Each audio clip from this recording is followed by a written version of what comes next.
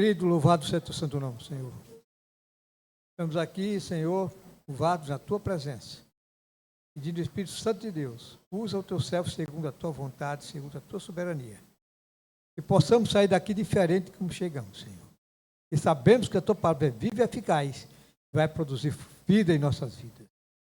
Abençoa o teu servo, é no nome de Jesus que nós oramos. Amém.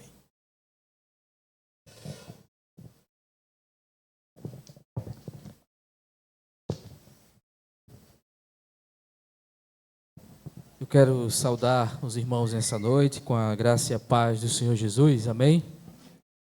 Vamos ficar de pé, irmãos, e vamos abrir a palavra de Deus no livro do profeta Oséias, capítulo 6, a partir do versículo 1.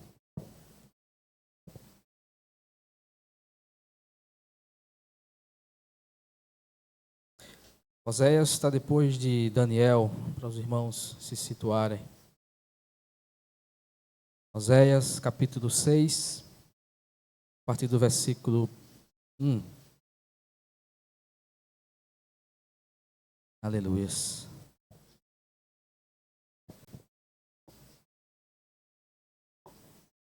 Louvado seja o nome do Senhor. Amém, igreja? Amém? Oséias, capítulo 6, a partir do versículo 1, diz assim a palavra de Deus: Vinde e voltemos ao Senhor, porque Ele despedaçou e nos curará, feriu e nos atará. Após 2 dias nos dará vida, e ao terceiro dia nos ressuscitará, e viveremos em sua presença. Então conheceremos, se prosseguirmos em conhecer o Senhor. A sua saída está preparada, como amanhã, e ele virá a nós como a chuva, como chuva seródia e temporã que regam a terra. Ó Efraim, que te farei? Ó Judá, que te farei? Porque a vossa benignidade é como a nuvem da manhã. Em outras traduções, porque o vosso amor é como a nuvem da manhã, e como o orvalho da madrugada que cedo passa. Por isso os abati pelos profetas, os matei pelas palavras da minha boca, e os teus juízos são como a luz que sai. Porquanto eu desejei a misericórdia e não o sacrifício, e o conhecimento de Deus mais do que ofertas queimadas. Amém? Nos podem se assentar esta noite em nome de Jesus. Eu gostaria de refletir aquilo que o Senhor falou ao meu coração sobre os perigos do falso arrependimento. Os perigos do falso arrependimento. E antes de fato entrar nesse assunto, à guisa de introdução, gostaria de fazer um pano de fundo, um contexto histórico, e se situarmos a respeito do que estava acontecendo aqui nesse contexto de Oséias. Primeiramente, vamos entender que Oséias foi um homem levantado por Deus em um tempo de prosperidade financeira e decadência espiritual. A situação do povo de Judá, Reino do Norte, Reino do Sul, Israel e Judá, no começo do ministério do profético de Oséias, Israel e Judá estavam vivendo o apogeu de sua prosperidade financeira. Tudo estava indo bem. As coisas estavam dando certo. Ambos os reinos desfrutavam de uma prosperidade, de paz nas fronteiras, um crescimento harmonioso, um reinado próspero, econômico dentro das divisas de Israel e de Judá. O rei Uzias, ele governou Jerusalém por 52 anos e muito se fortaleceu economicamente e a sua dinastia. No Reino do Norte, Jeroboão II, num governo de 41 anos, levou o reino ao apogeu de sua influência, muito grande, econômica, política, ampliando suas fronteiras e desfrutando de uma invejável riqueza. que existia naquela nação. Vale lembrar, irmãos, que esses tempos de riquezas áureos, nos anos dourados de Jeroboão II, trouxeram não apenas prosperidade financeira, mas em suas asas uma assombrosa miséria, muito mais danosa, muito mais grave do que a pobreza que estava cercando Jerusalém. Mas o que chamamos de esfriamento do amor, apostasia da fé. Israel abandona Deus, abandonou o Deus verdadeiro para curvar-se diante de Baal, né, o Deus dos Baalens, e eles se curvaram a ele. E a santidade de Israel foi substituída pela corrupção moral existente em Israel. Isso, irmãos, abriu espaço para outras formas de idolatria, quando a gente substitui a santidade por Deus, de Deus, por qualquer outras coisas, abre espaço para diversas idolatrias entrar no nosso coração. E o caminho foi aberto para uma grosseira e cruel adoração à natureza, associada aos nomes de Baal. Eles começaram a adorar a Baal e a Astarote. E as consequências dessa adoração levaram a diversas abominações. Dentre uma delas, sacrifícios de crianças e licenciosidade revoltante. Então eles começaram a matar crianças em nome de um Deus, para sacrificar a um Deus. Israel atribuiu todas as bênçãos na colheita que eles estavam tendo, não a Deus, mas a Baal. Eles atribuíam todas as dádivas de Deus, do Yahvé, o Deus Todo-Poderoso, a Baal. O único que de fato tem poder para gerar a fertilidade, a prosperidade sobre as suas fronteiras. E foi nesse cenário, irmãos, de luxo, eu estou falando para vocês de forma muito resumida, um cenário de luxo, mas também de lixo, de glória humana, de opróbrio espiritual, de ascendência da economia, dos reinos, de decadência moral. Deus levanta Oséias para confrontar os pecados da nação e chamá-lo ao arrependimento. Esse é o contexto. Oséias, ele foi contemporâneo de Amós, e ambos profetizaram no final do melhor dos tempos dos reinos, e na borda dos piores dos tempos em Israel. Esse era o contexto. No capítulo 1, se a gente voltar um pouco, e eu peço aos irmãos que permaneçam com as Bíblias abertas, no capítulo 1, Deus ele pede a Oséias para casar com uma mulher chamada Gomer. E essa mulher, para quem conhece a história, era uma prostituta. Deus pede ao profeta Oséias para casar com uma mulher chamada Gomer. Ela era prostituta. Mas qual era o objetivo de Deus em pedir que um profeta casasse com uma prostituta? O objetivo era de mostrar o amor de Deus pela nação de Israel. A compaixão de Deus pela nação de Israel. Vocês vão entender a história. No capítulo 2, essa mulher, Gomer, ela transige com seu marido que havia se casado e adultera. Tem outros relacionamentos, outros amantes. Oséias era uma figura de Deus.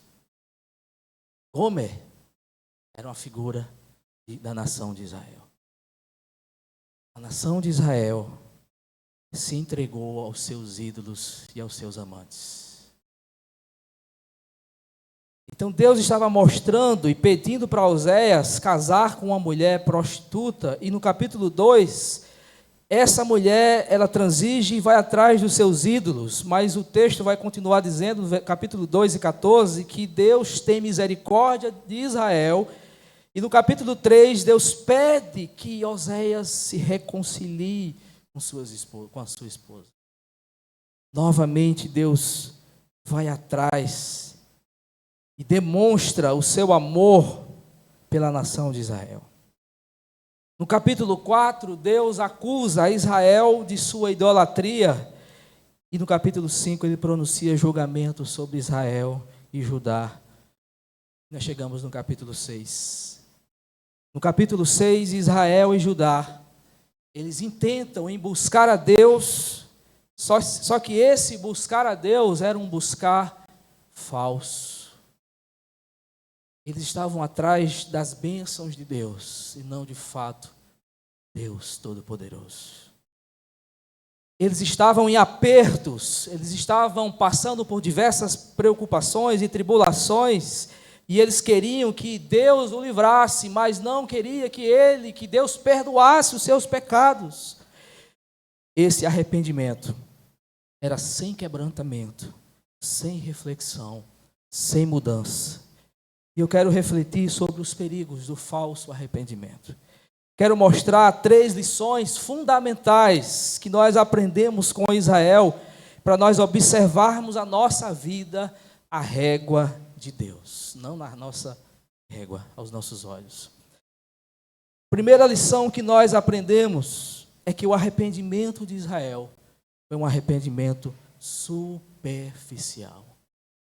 Versículos de 1 a 3, nós lemos, e eu vou ler aqui novamente o versículo 1. Por que esse arrependimento foi superficial?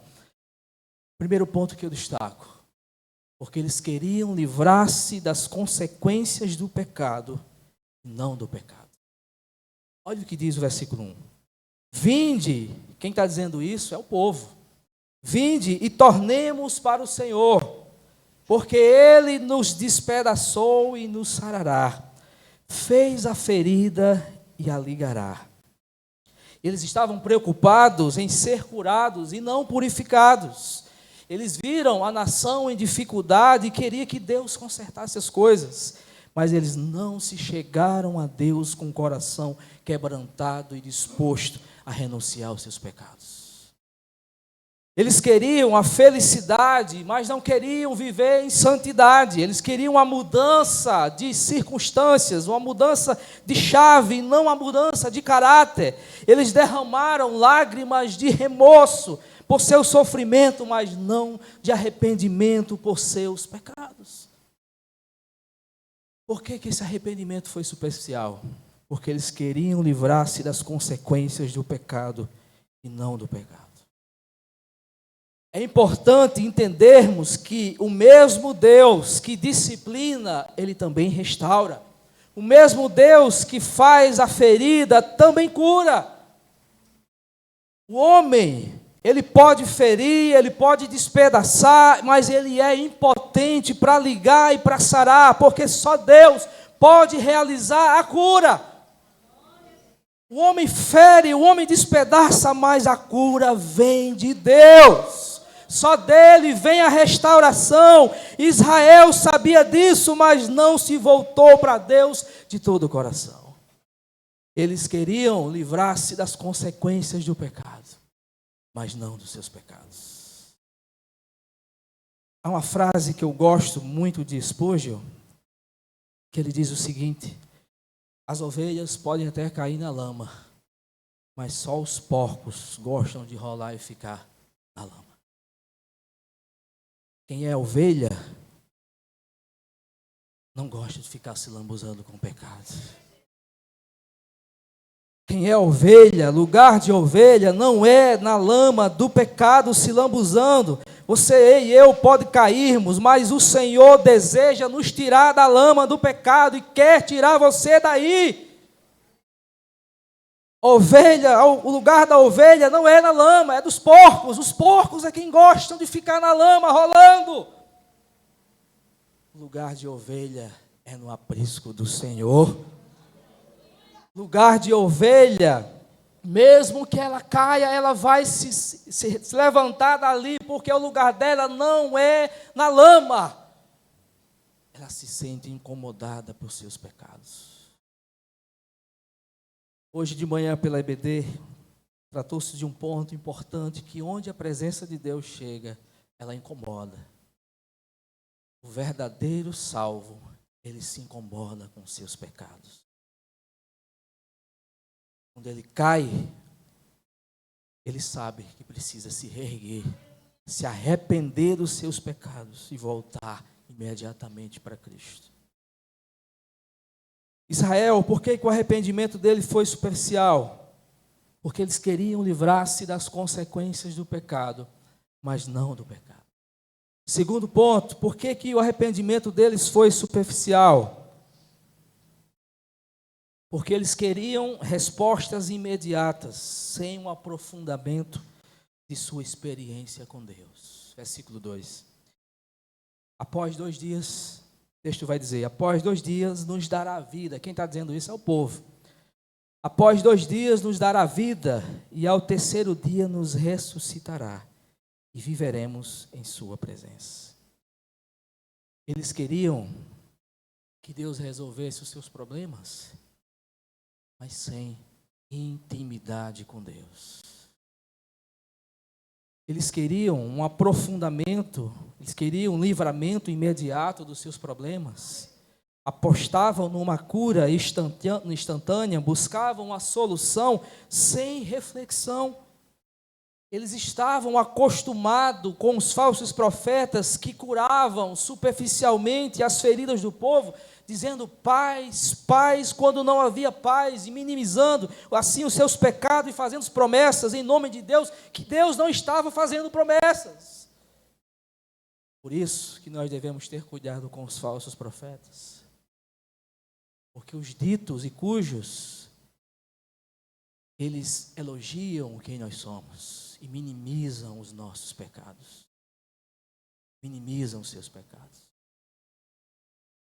O verdadeiro profeta de Deus, ele entrega a mensagem que Deus mandou entregar. E a mensagem que Deus mandou entregar à nação de Israel era: se arrependa dos seus pecados, volte-se para Ele, volte-se para mim, deixe o Deus Baal, deixe os Astarotes, e se volte para mim. Novamente pegue os seus altares e jogue fora, e se volte para a minha presença.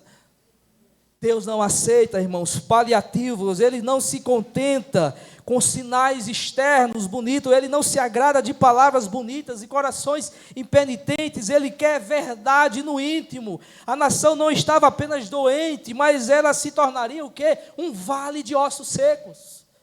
Ezequiel 37. Porém, por misericórdia, mesmo diante dos sinais de morte, Deus levantaria o seu povo do pó.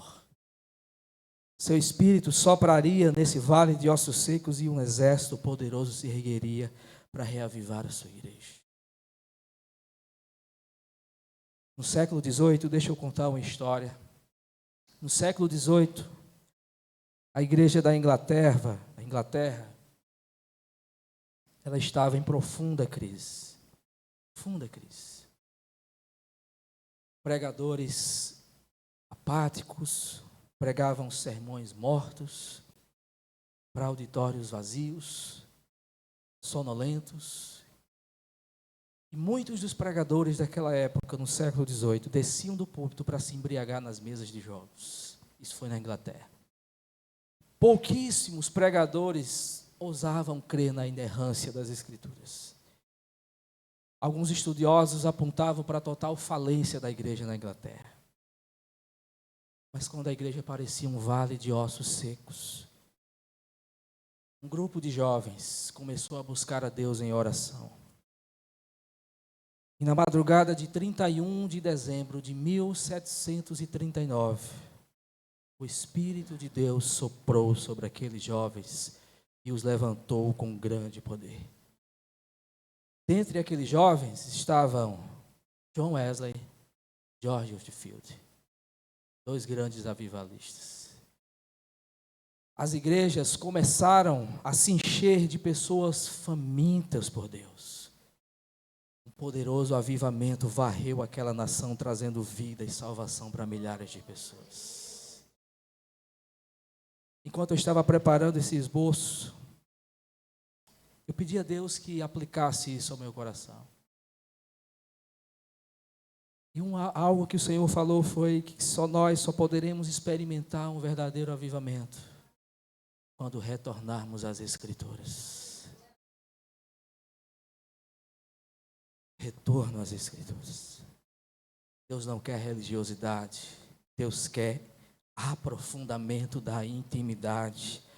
Ele não quer religiosidade, não apenas bênçãos materiais, ele quer mais, ele quer mais, ele quer mais, ele quer intimidade comigo e com você, ele quer mais, mas a gente está tão acostumado com o bem-estar, com o conforto, que Deus permite que o sofrimento chegue na nossa casa para dizer o seguinte: meu filho, eu quero mais com você. Eu quero ter mais intimidade com você. Foi isso que Deus permitiu à nação de Israel. Sabe qual era um dos nomes dos filhos, dos 3 filhos que Deus deu ao povo, a Oséias e àquela mulher? Um deles era desfavorecido. Vocês não são meu povo. Para dizer o seguinte, um deles era Jezreel. Jezreel significa chacina, lugar de sangue. Ou seja, o povo sofreria uma grande chacina porque Deus permitiria. Eles queriam respostas imediatas sem um aprofundamento da experiência. Avivamento, nós só podemos experimentar um verdadeiro avivamento quando nós retornarmos às Escrituras. Muitas pessoas vêm à casa de Deus em busca de bênçãos e muitas vezes escutam sermões vazios, auditórios vazios. Por quê? Porque os seus corações estão aqui, porque a busca está aqui, mas Deus quer mais, Deus tem mais para dar, Deus tem mais intimidade, aprofundar esse conhecimento dEle. Você sabe por que o arrependimento deles foi superficial? O terceiro ponto, versículo 3. Porque a busca pelo conhecimento de Deus visava mais as bênçãos de Deus do que o Deus das bênçãos. Olha o que diz o versículo 3. Então, quem está dizendo é o povo. Então conheceremos se prosseguirmos em conhecê-lo, conhecer o Senhor. A sua saída está preparada como amanhã, e ele virá a nós como chuva seródia e temporã que rega a terra. Eles queriam que Deus abençoasse suas colheitas, mas eles não queriam intimidade. Eles queriam que Deus abençoasse os seus negócios, mas eles não queriam intimidade. Eles queriam que Deus abençoasse e consertasse as coisas estavam desconcertadas, mas eles não queriam livrar-se das consequências dos seus pecados, do pecado. Israel abandona Deus para buscar a Baal, que era o padroeiro da prosperidade, e eles não estavam interessados em Deus, mas estavam interessados nas colheitas de Deus, que Deus poderia abençoar. Eles queriam prosperidade e não o conhecimento de Deus. Então essa volta para Deus era apenas uma barganha. Eu se volto para Deus, e Deus vai se voltar para mim, e vai me abençoar com chuvas e fartas colheitas. Por isso que o arrependimento foi superficial. Mas não só o arrependimento deles foi superficial. O amor deles era também inconstante. Versículo 4. Isso aqui já é Deus falando através do profeta. Ó Efraim, que te farei? Ó Judá, que te farei? Porque a vossa benignidade é como a nuvem da manhã e como o orvalho da madrugada que cedo passa. O arrependimento deles era falso, mas o seu amor era inconstante, vacilante, instável, passageiro. O texto diz que o amor deles é como a nuvem de manhã. Você já acordou da madrugada e viu que o orvalho é só na madrugada? Por quê? Porque é passageiro. De manhãzinha logo se dissipa. O amor do povo de Judá, de Israel, era inconstante. Não era um amor duradouro. E eu quero destacar alguns pontos importantes. Primeiro, que Deus não se impressiona com palavras bonitas. Deus, ele vê o coração. Isso aqui é muito bonito, irmãos. Vou fazer que nem igual a Otoniel. Isso aqui é uma poesia. Essas palavras aqui são muito bonitas. Vinde, voltemos para o Senhor. Olha que coisa mais linda. Vamos conhecer, prosseguir em conhecer o Senhor. Mas era passageiro, não era verdade no íntimo. Eles não queriam compromisso, eles queriam a bênção. Eles não queriam estar no santuário, eles queriam que Deus abençoasse os seus negócios. Eles não queriam verdade, intimidade no seu íntimo, eles queriam que Deus consertasse as coisas. Que arrependimento é esse? Palavras bonitas, eles tinham um desempenho irretocável. Tudo estava perfeito. Porém, Deus sonda o coração do povo e viu que nada era sincero e nada fazia sentido. Essas palavras, elas brotavam de um coração sem amor profundo e duradouro por Deus. Deixa eu dizer algo para nós nessa noite. Deus não quer que nosso relacionamento com Ele seja constituído de palavras bonitas e de rituais vazios, de corações que se enchem num dia e no dia seguinte são mais frios do que uma pedra de gelo. Não. Deus quer intimidade. Deus quer aprofundar o seu relacionamento com Ele. Deus não quer que nossos relacionamentos sejam constituídos de palavras bonitas e rituais vazios, mas de corações que se enchem de um amor sincero e de uma obediência fiel ao Senhor Jesus. Palavras bonitas não impressionam a Deus, que Deus sonda o coração. Mas esse amor não era apenas inconstante. O texto vai dizer ainda no versículo 5 que a palavra de Deus que vinha para salvá-los é enviada para castigar o seu povo. O versículo 5 vai dizer: por isso os abati pelos profetas, os matei pela palavra da minha boca, e os teus juízos são como a luz que sai. Irmãos, a palavra de Deus é uma palavra, é uma espada de dois gumes.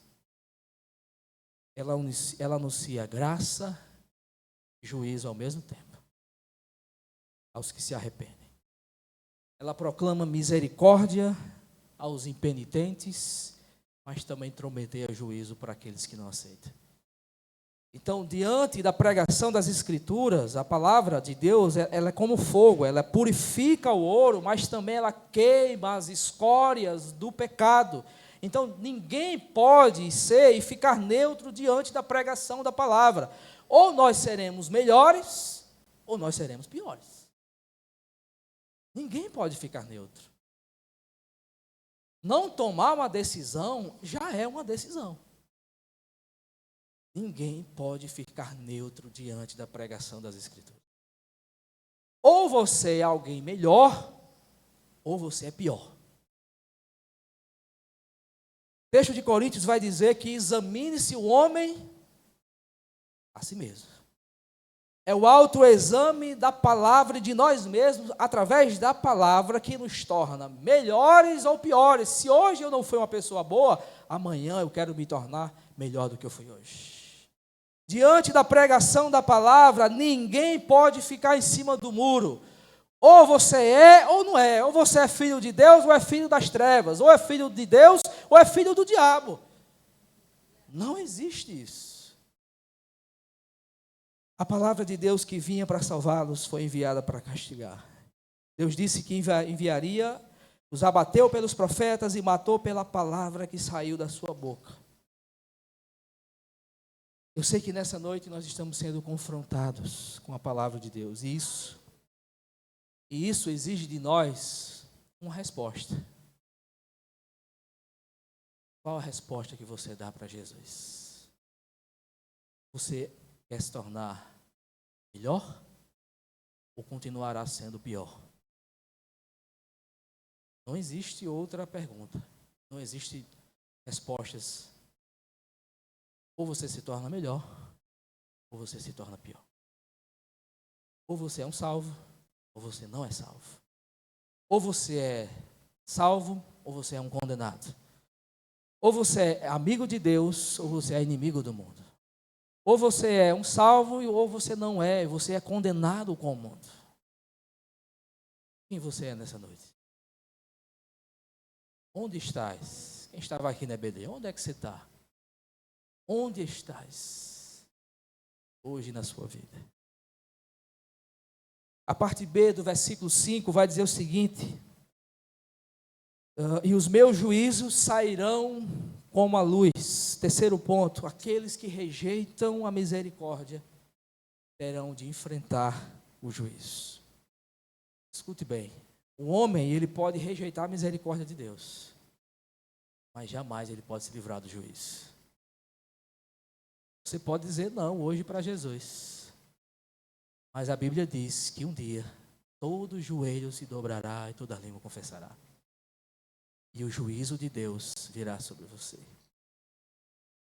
Hoje os homens rejeitam a misericórdia, mas um dia não poderão se livrar do juízo de Deus. Os seus juízos sairão como a luz, e Deus abateu a nação de Israel porque não voltou ao arrependimento. Qual é o resultado disso? De um arrependimento fingido, de um amor que não era constante, era inconstante, era fingido também, é que o resultado de tudo isso é um culto falso e um culto fingido. O que eles estavam fazendo?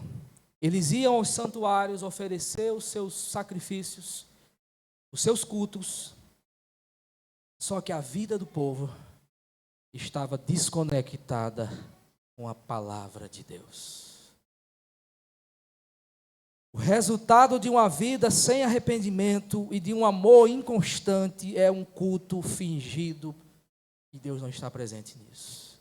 O profeta Oséias agora ele mostra que esse falso arrependimento e essa conversão superficial consistiu numa manifestação religiosa. A gente vê tanto um ajuntamento de pessoas por aí, de clubes. Muitas vezes Deus não está presente ali. Eles faziam muitos sacrifícios, abundantes sacrifícios, mas era desacompanhada de uma vida santa. Havia uma desconexão entre o culto e a vida.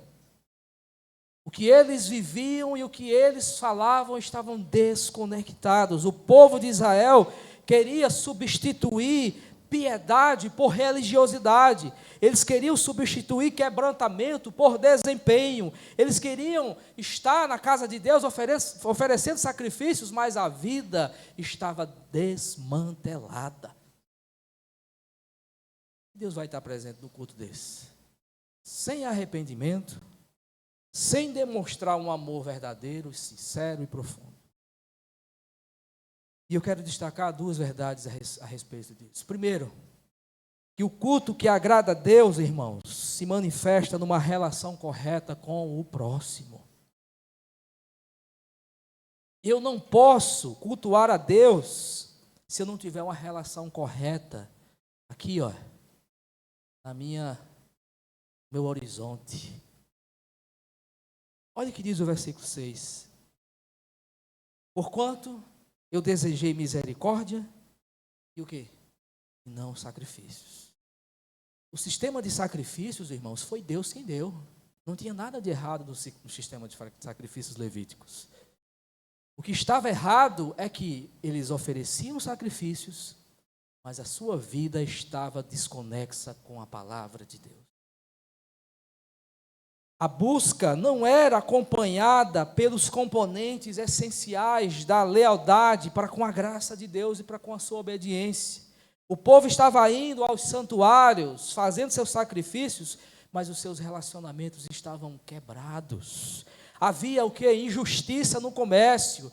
Os pobres eram subjugados com os ricos, havia opressão dos ricos sobre os pobres enganavam os ricos e vice-versa, havia corrupção nos palácios, havia crueldade nos tribunais, havia violência nas ruas, prostituição nos autos, a sociedade estava doente, o povo estava com a vida moral e espiritual em frangalhos. Então eles pensavam que de forma equivocada que seus sacrifícios pudessem substituir a prática com os nossos irmãos.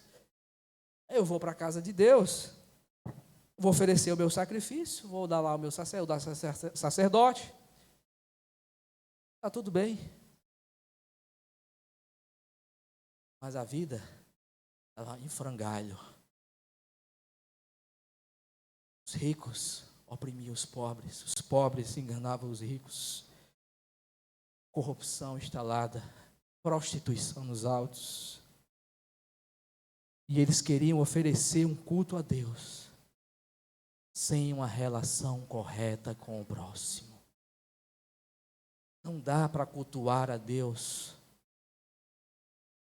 se eu não tenho uma relação correta com o meu próximo, com o meu irmão. É impossível. O que Deus estava exigindo é algo muito mais profundo do que uma mera rotina de trazer e oferecer sacrifícios. E eu fico me questionando e me perguntando muitas vezes, muitos crentes, muitos de nós, temos um grau muitas vezes de religiosidade. Nós vamos aos domingos, aos cultos, mas durante a semana, como é minha vida com Deus?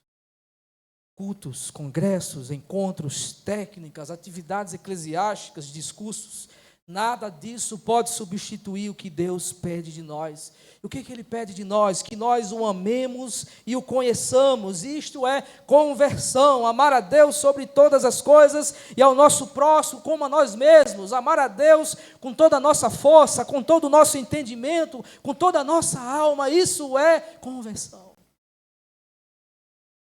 O culto que agrada a Deus, segundo ponto, manifesta-se numa relação também correta com Deus. Versículo 6, a parte B. E o conhecimento de Deus, mais do que ofertas queimadas. Deus está interessado muito mais em que nós o conheçamos do que em sacrifícios vazios. Deus está muito mais interessado no conhecimento da sua palavra, nele, porque os sacerdotes daquela época haviam desprezado o conhecimento de Deus e da sua palavra. O povo estava sendo destruído pela falta de conhecimento, e o povo pensava que podia agradar a Deus com seus holocaustos, porém Deus não queria apenas seus holocaustos, Deus queria o povo.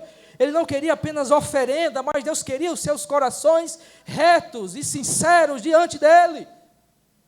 E o povo não estava fazendo isso. Não era suficiente conhecer a respeito de Deus, mas é imperativo conhecer a Deus.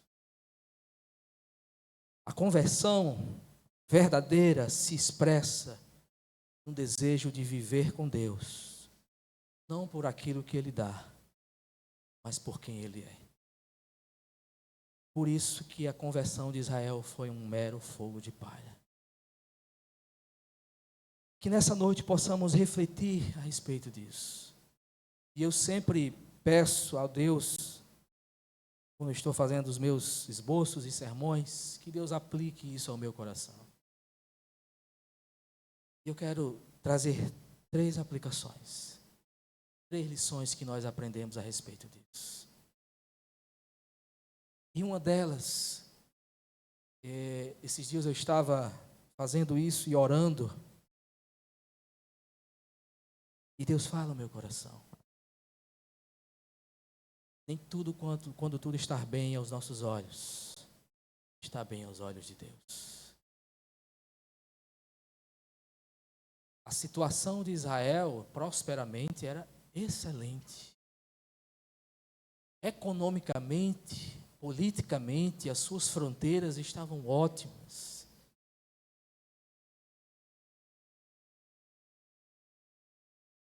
Sabe por que nós fazemos isso? Porque a nossa régua, nós medimos as coisas, muitas vezes é a estabilidade terrena, é o conforto, é o bem-estar. A régua de Deus é o quebrantamento acompanhado por arrependimento. Sabe o que é isso? Que nós nunca devemos nos acostumar com o santo. Nunca devemos nos acostumar com o santo. O Senhor quer mais para você, o Senhor tem mais para você. Mais do que as benesses, mais do que os benefícios, mais do que as bênçãos. O Senhor quer intimidade, era isso que Deus estava pedindo do povo. Volte-se para mim em arrependimento. E de fato, vocês vão ser abençoados, mas eu quero renovo, eu quero intimidade, eu quero aprofundamento da experiência, eu quero mais, se aprofunde mais. E muitas vezes nossa régua é o conforto, é a estabilidade. Não, está tudo bem, eu estou acostumado, aqui está bom, mas Deus quer mais. Deus quer mais. E Deus sempre está procurando a nós e a vocês. Muitas vezes precisamos discernir as coisas. Sabe por que Deus permite diversas situações na nossa vida? É para que a gente se volte em arrependimento para Ele. Você sabe por que Deus permite o sofrimento na vida do crente? Para que você se volte em quebrantamento para Ele. A nação de Israel demorou a entender isso. Eles queriam ter as bênçãos, fartas colheitas, mas sem aprofundar a intimidade. Deus chama o seu povo ao arrependimento. Deus tem mais para dar. Quando eu falo mais, não estou falando de bênçãos materiais. Eu estou falando de uma vida espiritual piedosa diante do Senhor, com quebrantamento, com arrependimento, de dizermos que nós nunca estamos acostumados com o santo, mas dizer: Senhor, eu quero mais. A segunda lição que eu aprendo com isso, e eu me volto para o texto no capítulo 3. O texto vai dizer que essa mulher, Gomer, ela estava prestes a ser vendida como escrava no mercado. E o texto vai dizer que Oséias, vendo a sua esposa sofrendo, vai lá, compra sua esposa por 15 moedas, 15 peças de prata e um homem de cevada. Sabe o que eu aprendo com isso?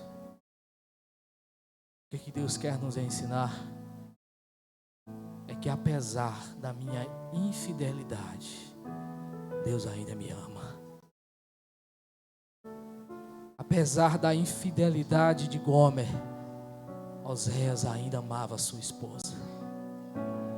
Apesar da infidelidade da nação de Israel, Deus ainda ama a nação de Israel. Apesar dos pecados, Deus ainda amava a nação de Israel. Apesar dos meus e dos seus pecados, Deus ainda me ama. Apesar da minha infidelidade, Deus ainda me ama. Deus ainda me traz para perto, porque Ele me comprou com o seu sangue. Graças a Deus, Deus estava em Cristo reconciliando consigo o mundo. Ele me trouxe para perto, apesar de quem eu sou, apesar de quem você é. Deus quer você perto dele. Apesar da sua infidelidade, Deus ainda ama você. Apesar da prostituição de Israel, eles amaram os seus amantes, abandonaram a Deus e foram atrás dos seus amantes, os seus ídolos, e abandonaram a Deus. Apesar, tanto apesar, Deus ainda te ama. Ele ainda vai atrás de você. Deus ainda vai atrás do pecador, porque Ele ama o pecador. O texto vai dizer de Oséias que ele atraiu a sua esposa para perto de si com laços de amor. Deus nos atrai para Ele com laços de amor. E muitas vezes Ele nos leva ao deserto para falar de amor, para mostrar quem Ele é. Israel abandonou a Deus, mas só existe um amor verdadeiro, e esse amor é o amor de Deus por nós. Não existe outro amor verdadeiro se não for o amor do Senhor. Todos os castelos que nós construímos, todos os amores, tudo isso é constante, mas o amor de Deus é eterno e constante. Ele não tem fim. Por último, para nós encerrarmos, se nós tivermos uma vida correta, de arrependimento e de um amor verdadeiro, só nos resta perguntar: e os nossos relacionamentos, como estão? Como é que estão os nossos relacionamentos com o próximo e com Deus? O verdadeiro avivamento que você quer, que eu quero, que a igreja quer e que ora, só acontece se nós mudarmos a nossa maneira de viver e nos voltarmos para as Escrituras. No século XVIII, todos pensavam que a igreja estava morta, mas Deus levantou a igreja com o seu poder. Deus levantou homens, pregadores, para que pudessem de fato pregar as Escrituras e trazer o povo de volta ao arrependimento. Somente a palavra de Deus pode converter o coração dos pais aos filhos, dos filhos aos pais, e trazer ele novamente ao adorno e à casa de Deus. Ele atrai o seu povo com laços de amor, apesar de quem somos. Ele comprou a igreja com o seu sangue, apesar de quem nós somos. Apesar de quem você é. Muita gente que eu não conheço. Eu não sei se tem alguém que não é crente. Apesar do que você é, do que você fez, Deus está te atraindo para Ele. Ele ama você com um amor duradouro, eterno e que não muda. Todos os amores passam, mas o amor do Senhor dura para sempre. Curva a sua cabeça, vamos orar.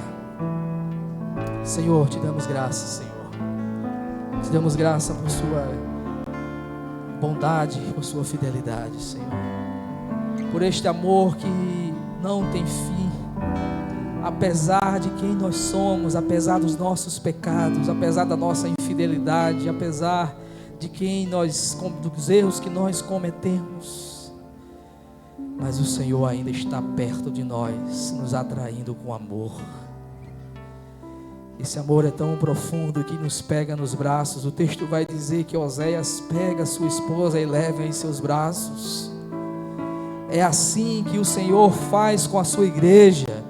É assim que o Senhor faz conosco.